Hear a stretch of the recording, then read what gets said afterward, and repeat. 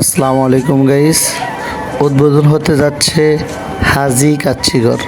কি ভাবছেন গরিপুরে? না ভাই। কচুয়াতে?